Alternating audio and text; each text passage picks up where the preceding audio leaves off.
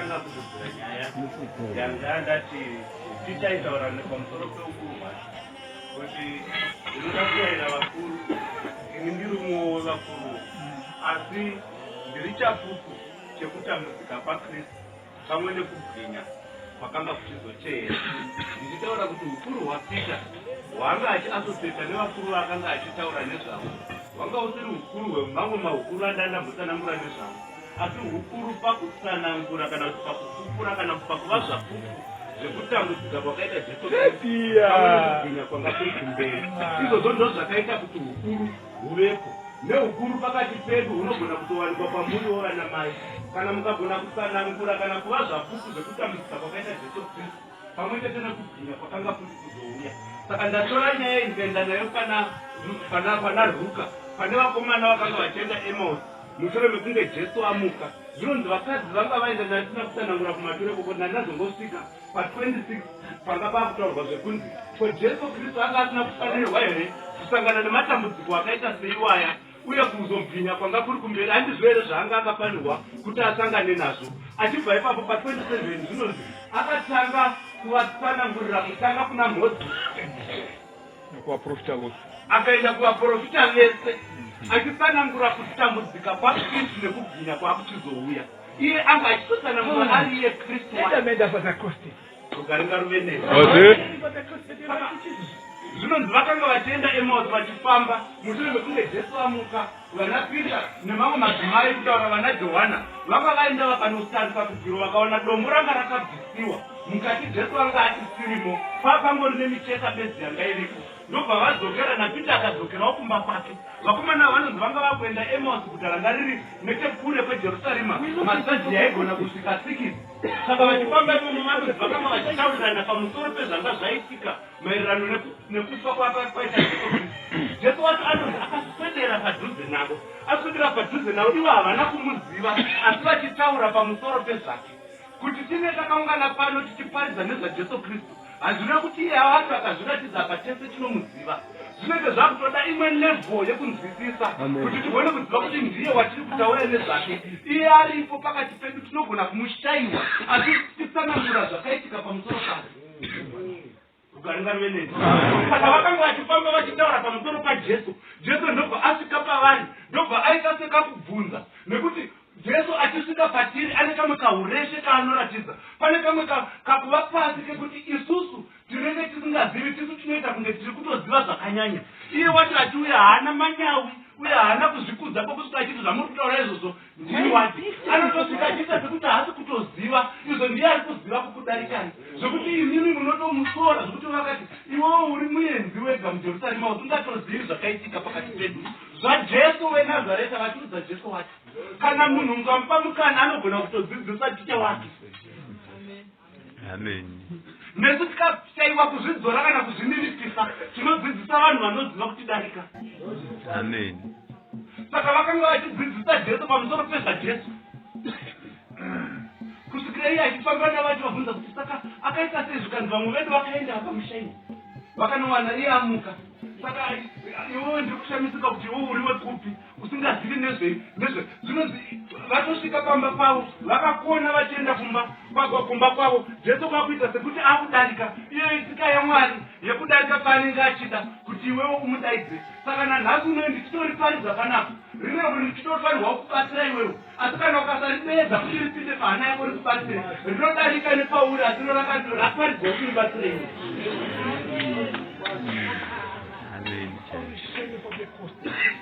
Saka mutumwa atumwa kuenda kunobatsira Roti anonzi asvika pana Roti wati haana kunanga pana Roti akatosvika pakuta kwakuti ndeya zvake kumaketi square. Kusvikira Roti aita zvekunomugombedzera kuti uyai kuno asi achibva uko Mwari akatomutuma kuti ndaunobatsira haanangi ipo panongoenda paanoonekwa. Saka anga kutodarika vataura havasati vaziva kuti ndiJesu akutodarika ndobva vamugombedzera kuti tinokumbira umbouya tichigara nekuti kwasviba. Ndobva vapinda mumba ndobva akati tiunzai chingwa yari muenzi kwakutora chingwa kwakutiropafadza kwakuvamekurira kwakuvapa ndobva vavhurika kwakutanga kumuziva. Pavakamuziva iye ndobva adhisapira. Ndobva vakatanga kuzvituka vakati mwoyo yedu yaregera neko kupisa paanga achitivhurira takavhurira magwaro munzira tichifamba naye.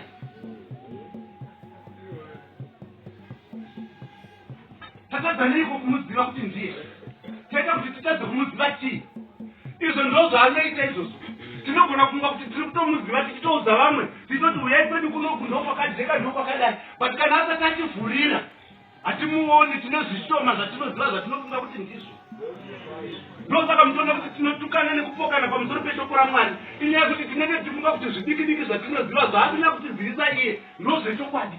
Asi musi waanotivhurira iye tinoziva kuti zvatavhurirwa izvi taita zvekupuhwa naMwari, saka tigoni kutongobvaira vasati vavhurirwa vachavhurirwa sezvatakaita.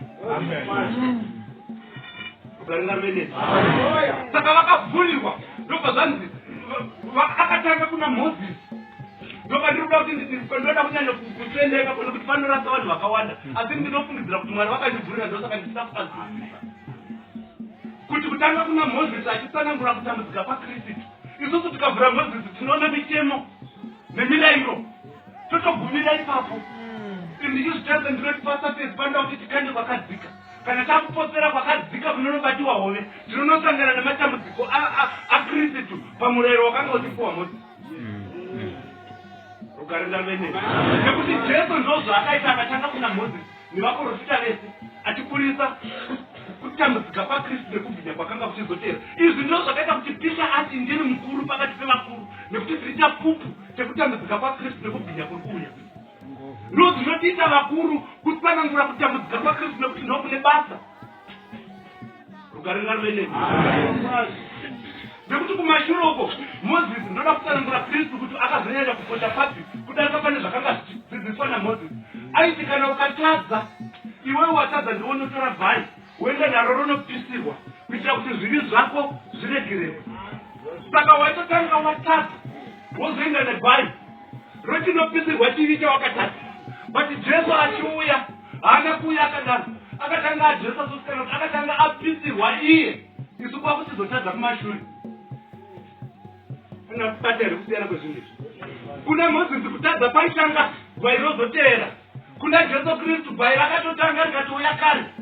Kutadza kwenyu kwamakuita ezvinezvi kwakatopisirwa kare kumashure. Mutoregererwa. Gwai racho rakatonourawa. Handisi rekutamirira kuti Jesu achazobairwa futi nekuda kwokutadza kwamuri kuita. Asi gwai rakatotanga kuinda pamuchinjikwa pakuchekererwa zvivi zvenyu kuitira kuti nini kana makuzotadza mugone kuregererwa. Zvasiyana naMozisi wokuti aitanga watadza kana wazotadza wagara nebhaitocheka. Ukarinda mene ndakazotsanangura ndichidzidzisa pamuti usina zita pamusoro pemadzimai mairi aJakobho kuti pane umwe waakaita zvekupiwa asi mushure mekunge ashanda, kwozoita umwe waakazopiwa kwakuzoshandira. Saka verenga pa 44 namba 44 akati kwavari Jesu akutaura kuvane 11 chete afiya kwavari manje kuJerusarema. Ndiwo mashoko angu. Ndo mashoko angu. Andakakudzidzisai ndichiri nemi kuti zvose zvakanyorwa pamusoro pangu, zvinhu zvakanyorwa pamusoro pangu pamurayiro waMozisi nekuvaprofita nekumapisarema aya enyorwa naDhavhidhi aya zviri kufanirwa kuitika. Izvi ndakazvitsanangura ndichiri nemi kuti zvakanyorwa pamusoro pangu pamurayiro waMozisi. Tikaenda pasapesi pamurayiro waMozisi tinoona mitemo yatinofanana chete kuti ane musi wakati nemajeti ndo zvatinosangana nazvo tisati tapinda mukati. But tikapinda mukati tinoona Jesu Kristu achitambudzika kuti vanhu varegererwe zvivi, nekuti shungu yaMwari ndeyekuti vanhu vese vasvike pakuponeswa kuburikidza nemwanakomana wake. Basa reBhaibheri nderekuti munhu wese asvike pakutenda kumwanakomana wake Jesu Kristu oponeswa neizvozvo. Saka chero zvese zvamunoona zvakanyorwa kuti tisati tazviona kuti zvii, tinenge tofanirwa kuziva kuti conclusion yazvo ndeyekuti Jesu Kristu atambudzike kuti isu tiponese. Yes. Ipapo akadziura kuziva kwavo. Apedza kutaura izvi ndobva atanga adziura kuziva kwavo kuti vanzwisise magwaro, kuitira kuti vanzwisise magwaro. Izvi zvandiri kutaura nezvazvo zvokuti tinokwanisa kuenda pana Mozisi tigonoona kutambudzika kwaKristu zvinoda kudziurwa kuziva kwedu. Right? Akati kwavari ndizvo zvakanyorwa kuti izvi ndizvo zvacho zvakanyorwa pamurayiro izvi zvakanyorwa kuna ana Dhavhidhi zvakanyorwa kuvaprofita vese kuti Kristu achatambudzika, right? Apedza kutambudzika ozomuka, ndoinonzi glory that follows. Garai nepasi nezuva reta izvozvi ndokunonzi kubwinya kwanga kuri kumberi. Ndatisamba rangu ndatora pana Peter ndabo kumucha chapter 1 yati inini ndiri mukuru pakati pevamwe vakuru, ndiri chapupu zvokuti mungavereka inoteera yati pamberiyo inonzi ivai zvapupu, ivai zvapupu. Saka iyanzi ndiri chapupu chekutambudzika kwaKristu nekubwinya kwanga kuchizoteera. Izvi ndozva zvakanyorwa kubva kuna Mozisi. Saka mukadzokera kuna Mozisi, mutaona Mozisi achiti chibereko chemukadzi achitotaura Jesu Kristu ndicho chichazoparadza iwewe mabasa ewakaipa. Atotanga kutsanangura ipapo, mukaenda kuna muprofita mutamboona achiti tazvarirwa mwana, zita rake achanzi anochamisa gota, umambo utange uri pamafudzano. Mukaenda futi papo mutaona achiti segwai inoenda kunoparadza, zvinoenda kumuveuri achaenda asina chiro. Vanhu vari kutaura pamusoro pematambudziko aizosangana nawo nekubwinya kwanga kuchizoteera.